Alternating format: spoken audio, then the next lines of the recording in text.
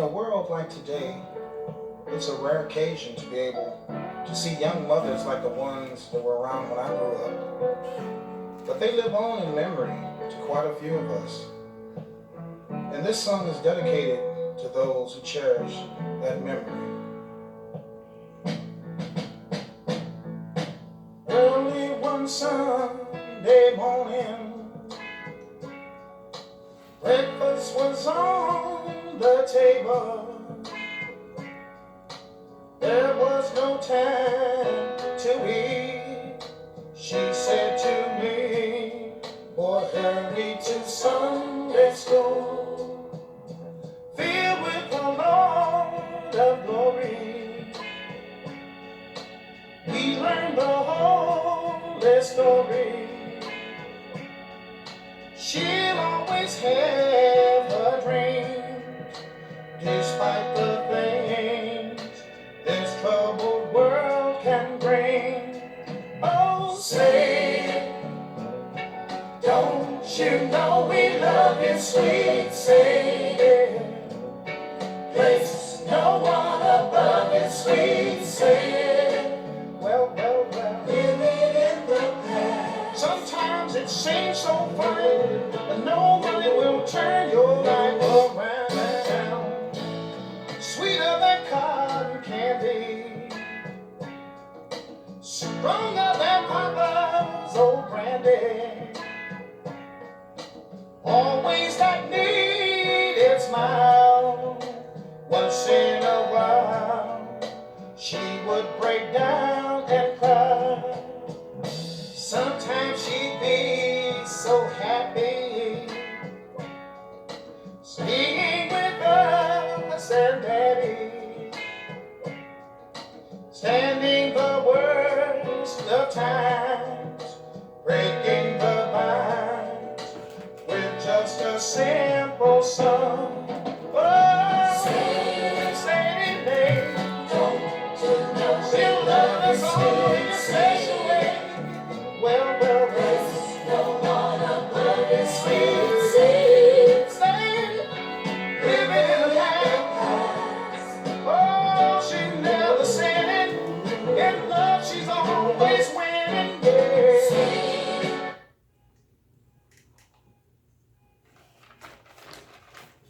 Hi, I'm Royalty, and I'd like to welcome you to Letters from Royalty. Today, I'd like to share a letter that I wrote titled, Mothers, the Givers of Life. Women, we are the givers of life. Every person on this earth came from a woman. It is within our wombs that the babies are formed.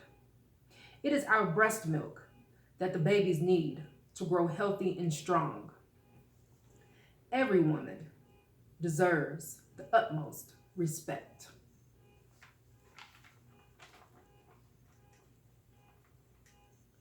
They say that this is a man's world, but I say that it is the women that make the world go round. We are constantly producing new life. If every woman were to decide to not give birth anymore, there would be no more life. We are powerful, resilient, and unbreakable. We are the connoisseurs of our homes. We cook, we clean, we get our children off to school every morning. We help our children with their homework. We get our children to their after-school or weekend programs. We go to our children's school meetings. We get our children to the dentist and to the doctor, even if it is in the middle of the night because they got sick. And while doing all of this, we work full-time jobs, sometimes even working overtime by working double shifts or working 2 or 3 jobs. We are the backbone of our men. After a long and hard day of work, the men come home to us, seeking for us to soothe their wounds, replenish their souls, and rejuvenate their spirits. When in doubt, it is our wisdom the men seek when making prolific life decisions. We are the first ladies of our homes. We pray for our men and for our children. Love your mother, respect your mother, and cherish your mother. You only get one. Always remember that. Nothing or nobody in the world can replace a mother's love. No amount of money, big houses, luxury cars, or diamond jewelry can replace a mother's love. You can even go on a shopping spree every single day, yet and still, nothing or nobody can replace a mother's love. My mother is my best friend. We talk almost every day, sometimes even multiple times a day. People are going to come and go throughout your life, but a mother's love is unconditional. I remember when my daughter was about 3 or 4 years old, and I would say to her that I loved her, she would look up at me and ask, "Forever and ever?" And I would say, "Yes, forever and ever." My daughter is a big girl now. She's 14. Throughout her life, since she was 5 years old, I had never missed any of her performances. Up until a year ago, for the first time, I missed only one of her performances. And we have plenty of family. And although they were able to see her, once my daughter got home, she expressed to me just how disappointed she was that I was not able to make it to her performance to see her myself. She was not concerned so much about grandma or granddad, auntie or uncle, cousins and friends. Although she loves them as well, her main concern was me, her mother, that I was not there to be able to see her. I always knew how important I was and am to my daughter, but that day I knew even more just how important my presence is to her. Like I said earlier, love your mother, cherish your mother, and respect your mother. You only get one. Ladies, sisters, queens, you are the givers of life. You are nurturers. You are powerful. You are wise.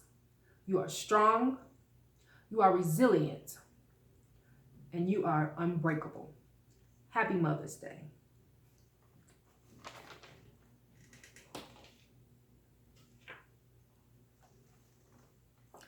According to the United Nations Children's Emergency Fund, there are roughly 153 million orphans worldwide. I decided to share that information with you all today because I know that there are women out there who are not able to carry a baby and give birth to a baby. But I'd like to let you know, do not let the fact that you are not able to actually carry a baby stop you from being a mother. There are 153 million orphans out here worldwide right now who need your love, your shelter, your nurturing, and your tender love and care. Now, let's go ahead and get into some powerful Bible scriptures. I am going to be reading in the book of Proverbs, chapter 1, verses 8 through 9. As always, you are more than welcome to read along with me.